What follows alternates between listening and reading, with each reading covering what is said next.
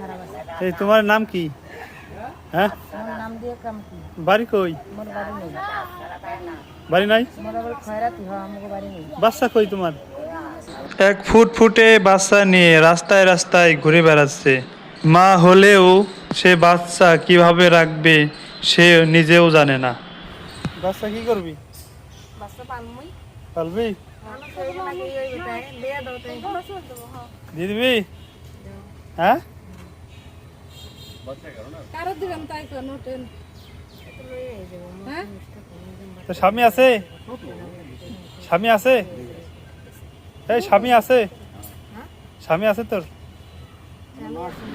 হ্যাঁ, তার স্বামীর নাম কি এবং বাচ্চার নামও সে ঠিক মতো জানে না। বাচ্চাটি কত সুন্দর, আপনারা না দেখলে বুঝবেন না।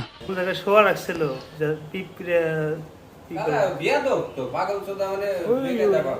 নিচে শোয়া রাখছিল পিঁপড়ে চাইবে। মশা লাগবে? হ্যাঁ, মশা তো গ্যারেজ